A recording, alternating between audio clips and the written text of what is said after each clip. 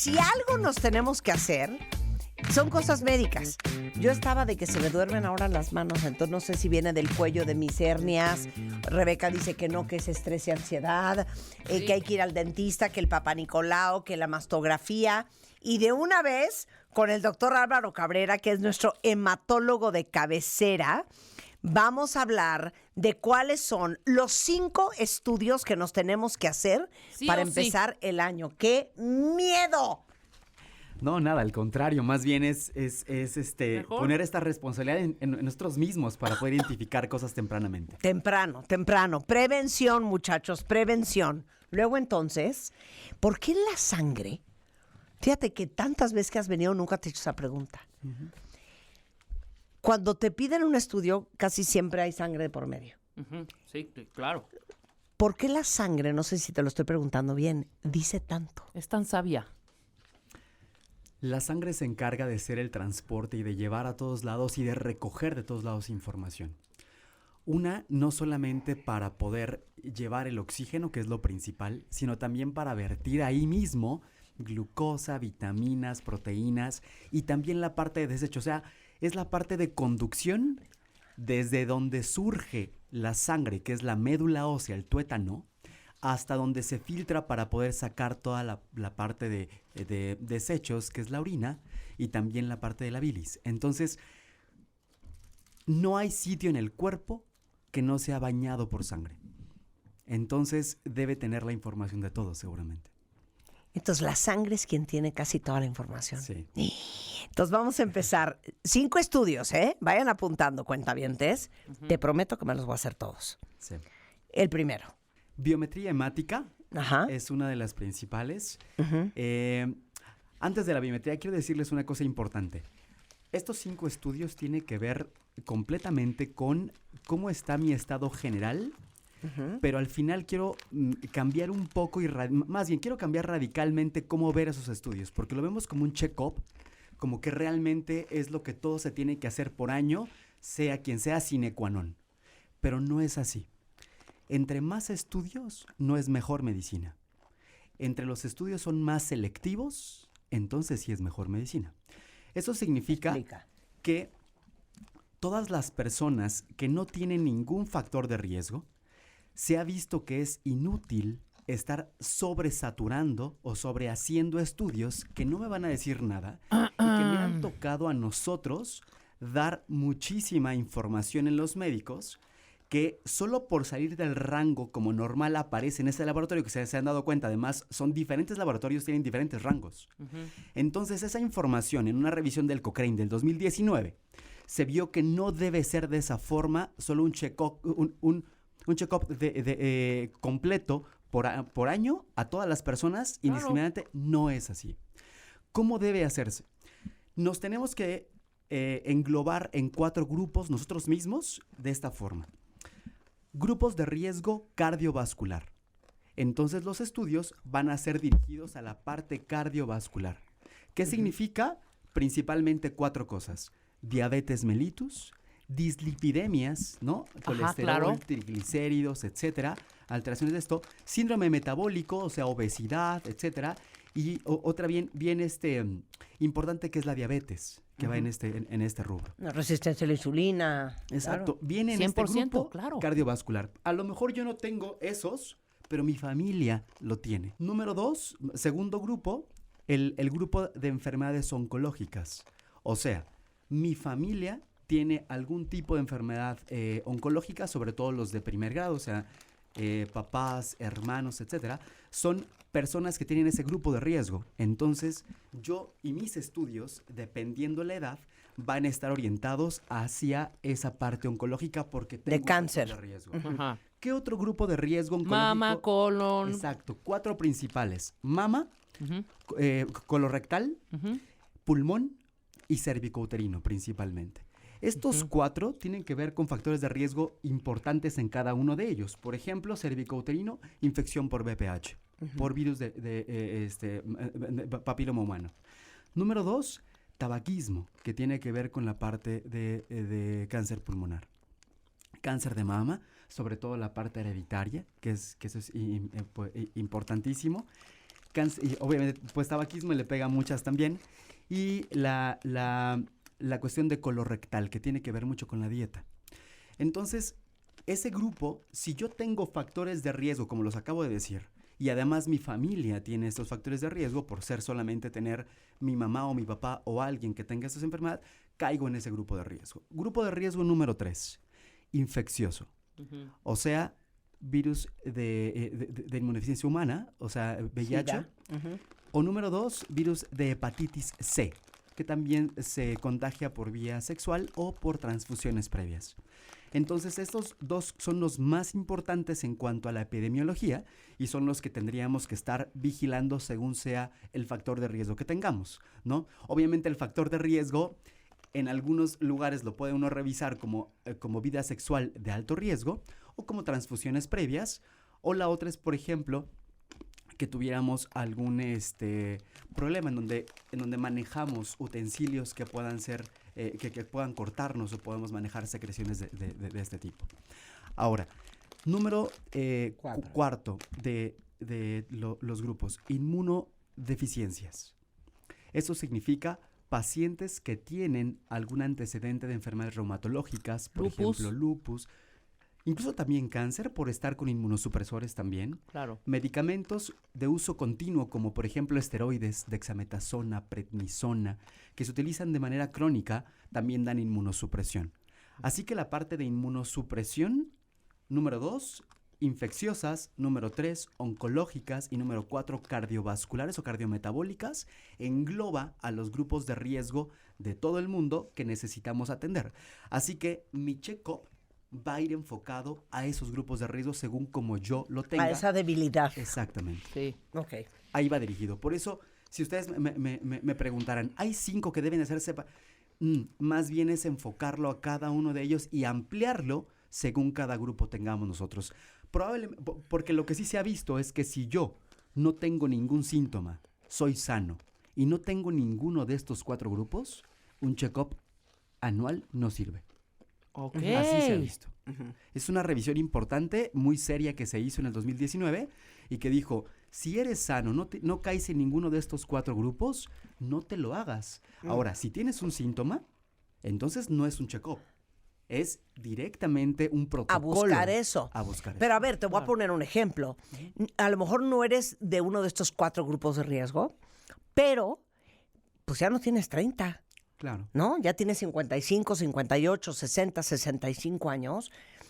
Y, hijo, padecemos tanto del estómago en México que pues vale la pena pues, hacerte una colonoscopía y una endoscopía. Claro. Para todo esto, también la edad tiene que ver con un factor de riesgo. Claro. Entonces, simplemente por la edad podemos categorizarnos ya como, por ejemplo, algunos tipos de alto riesgo de cáncer, por ejemplo. Entonces, es verdad que al orientarse con estos 4 grupos, vamos hacia... Por ejemplo, si tengo un paciente que tiene 60 años de edad y además fuma, bueno, pues algo que tengamos que hacer rápidamente y ampliarlo.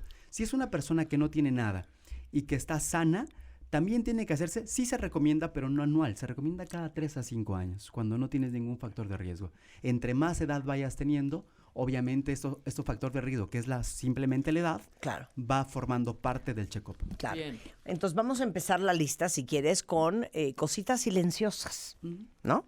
Es bien fácil tener presión alta y no darte cuenta. Hay una forma también como de estos malestares como silenciosos en donde uno no tiene tanto conocimiento de qué nos está pasando el cuerpo, porque a veces nada más es dolor de cabeza, más fatiga, y cuando lo revisamos mejor, a veces puede ser algo silencioso como la presión arterial. Claro. Es algo que básicamente no cuesta o es algo que es muy barato. Tanto la presión arterial como el índice de masa corporal, o sea, cuánta cantidad tenemos de masa en el cuerpo. Y esto cuando se mide, podemos saber si estamos en sobrepeso, si estamos en obesidad. Claro. Y esto es una de las principales vertientes donde uno puede identificar factores de riesgo. Presión alta y también el índice de masa corporal. Ese es el primer estudio que hay que hacernos. Siempre hay que hacerlos. Incluso nos lo recomiendan después de los 20 años de edad. Bien. Así que cada que tengamos incluso síntomas o sin síntomas, sobre todo dolor de cabeza, este dolor en la nuca, Sí. es importante hacerlo y mantenerlo siempre en conociendo cuál es mi presión arterial, incluso sin estar mal, para conocernos y para saber cuál es mi presión arterial, eso es algo adecuado. ¿Cuál es la presión arterial correcta? Normalmente se conoce que 120 la sistólica, o sea, la alta, y 80 la baja es una presión arterial normal. De ahí tendríamos que ver algunos momentos en los que baja un poco, pero subir más de esto ya no es correcto. Ujú. Segundo estudio. Perfil de lípidos. Ok. El perfil de lípidos, simplemente por ser mexicano, ¿no? Es raro que yo vea un perfil de lípidos normal. Esto genéticamente también estamos predispuestos a tener dislipidemia, se llama. La palabra médica es dislipidemia, que es cualquier alteración, ya sea adquirida o hereditaria, de los lípidos. Y esto lo podemos encontrar, pues principalmente por la dieta y por la parte genética. La dieta mexicana, ya sabemos que entre más grasosa, con más chile y más mugrosa es más rica. Entonces, eso obviamente impacta en que sea la causa de por qué tengamos tanta dislipidemia en nuestra población. Entonces, el segundo sería perfil de lípidos, para encontrar alteraciones de colesterol, triglicéridos, que nos puedan llevar a un estado de factor de riesgo de enfermedades cardiovasculares. ¿Qué es lo que uno pide? Vuélvelo a repetir.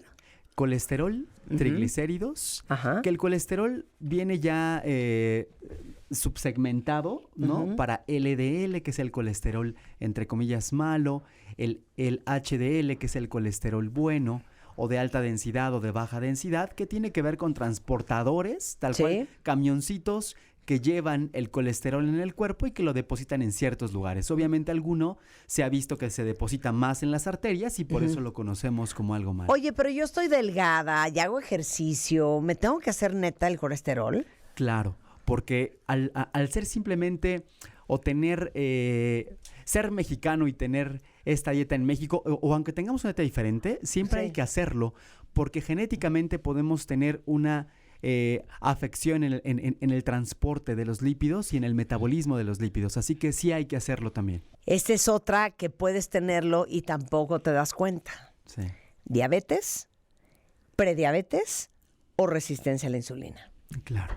Esta parte que es tan endémica en nuestro país tiene que ver mucho también desde la parte hereditaria y genética, porque nuestra familia, gran parte de las familias mexicanas son diabéticos, y si no son diabéticos, son resistentes a la insulina o son prediabéticos. Esto significa la capacidad del cuerpo para utilizar el azúcar que comemos. Cuando no se puede utilizar en las células, se queda afuera circulando todo el tiempo en la sangre, y entonces muchas de las proteínas que pasan por ahí se les pega este azúcar y entonces van afectando poco a poco la función de cada una de estas proteínas o de órganos completos, por ejemplo el riñón, los ojos, etcétera. Así que es bien importante que si tenemos factores de riesgo o nuestra alimentación es rica en carbohidratos, por ejemplo, y que además nuestra familia tiene antecedente de diabetes o prediabetes o resistencia a la insulina, podemos ser nosotros los que podamos o los que tenemos que estar cada año tomándonos una glucosa en ayunas, es importante, o una hemoglobina glucosilada, que significa que la proteína de la hemoglobina que está en la sangre se le pegó glucosa por tanto tiempo estar circulando la glucosa, y entonces se puede identificar que esta hemoglobina, como dura la hemoglobina 120 días, pues entonces podemos saber cuánta glucosa ha tenido el paciente las últimas, incluso hasta 8 semanas. Y les digo una cosa, si traen el cuello negro, los codos, los nudillos, las rodillas, sus hijos, eso puede ser un indicio de resistencia a la insulina. Si se ponen a dieta, si hacen ejercicio, no bajan de peso, puede ser que también ya tengan problemas de prediabetes. Exacto. ¿No? Ok, vamos con el 4. Detección de cáncer colorectal, de mama, cervical. A ver, ¿cuál estudio? De los 4 principales, vamos a empezar por cervicouterino. El estudio importante para esto es la citología vaginal o cervical, que tiene que ver con el Papá Nicolau. Lo conocemos como Papá Nicolau, pero no solamente esto, sino que a veces este Papá Nicolau, en algunos pacientes se tiene que hacer un estudio que se llama cotest, en donde además de hacer el Papá Nicolau o esta citología cervical, se tiene que hacer también el estudio para ver los serotipos o los tipos de alto riesgo de virus de papiloma humano. Entonces es importantísimo hacer la detección de BPH y también el Papá Nicolau, que es la forma para detectarlo. Ese es por parte de cáncer cervicouterino. Por la parte pulmonar, es importante hacer una placa de tórax, una radiografía torácica, y a veces en grupos de alto riesgo incluso se prefiere hacer una tomografía simple de tórax o una tomografía de baja radiación, en donde se puede identificar algunos nódulos o algunas situaciones que puedan ser posiblemente aquellos pacientes con alto riesgo que puedan tener cáncer pulmonar. Para otras, como por ejemplo cáncer colorectal, se prefiere hacer un estudio, antes se llamaba sangre oculta en heces, que hacíamos para detectar cualquier indicio de sangre en la popó, pero lo que ahora se hace, ya no se los aconsejo así, se llamaba guayaco, y eso ya no está aconsejado, ahora se llama F de foco y latina T de Tito, FIT. Es un estudio muy común ya, se puede encontrar en cualquier laboratorio, para poder identificar hemoglobina en la popó. Y es muy específica porque entonces sí identifica sangre en la popó. Así que este es el estudio para identificar tempranamente, desde los 40 años de edad, cáncer colorectal. Se busca con prueba de FIT en las heces. Si hay alto riesgo porque familiares tienen, entonces ahí se prefiere hacer una colonoscopía, ¿no? Que es la forma diferente. Y por último, pues la mastografía. La mastografía y en algunos casos ultrasonido mamario para identificar cáncer de mama. Ok. Ahí está. Y vamos con el quinto. Para entenderlo bien, es que la sangre lleva toda la información del cuerpo, entonces seguramente para conocerlo mejor tenemos que en la sangre, como es líquida, una parte que es celular y otra parte que son las sustancias, ¿no? La parte celular es la citometría hemática o biometría hemática comúnmente, donde es las células de la sangre. Glóbulos rojos, blancos y plaquetas, no más. Y después de esto tenemos las sustancias de la sangre, que es la química sanguínea. Y esta se puede ampliar de 5 elementos, 20 elementos, 50 elementos, 500 elementos, lo que sea. Al final todos son sustancias de la sangre. Nadie se pone de acuerdo cuál es el mejor y el más completo. Yo mentiría en este momento si les digo que el de 150 elementos es el que deben hacerse todos. No, realmente vamos a encontrar muchas cosas que están normales y que no tienen por qué hacerlo. Así que una química sanguínea normal, digamos, tiene función hepática, función renal y lípidos. Riñones, hígado y colesterol. Con eso tenemos. Pero más la glucosa. Claro, pero la química sanguínea es lo mismo que la biometría hemática. No, biometría hemática habla de células y química sanguínea habla de sustancias. En lo que van nadando las células. Digamos que si lo vemos a grosso modo, en un líquido que corre, las células van circulando, glóbulos rojos, glóbulos blancos y plaquetas, y en todo lo que va nadando esas tres células es en agua y plasma. El agua, tal cual, es el ultrafiltrado de lo que tomamos, y el otro es el plasma. Y el plasma significa un líquido amarillo que tiene sustancias como vitaminas, tiene proteínas, principalmente tiene electrolitos, tiene sustancias, tiene transportadores que son proteínas para el colesterol, triglicéridos. O sea, tiene todas las sustancias que van. Así que podemos medir ahí hormonas, podemos medir ahí proteínas, vitaminas, lo que sea podemos medir ahí.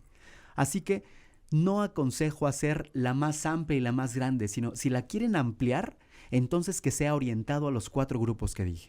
Si no, solamente hay que tomar glucosa, función renal, función hepática y lípidos. ¿Cuántos elementos? La de 34 o 32, que es la buena, ¿no? Normalmente trae más o menos una de 27, trae todo eso. Perfecto, ahí está.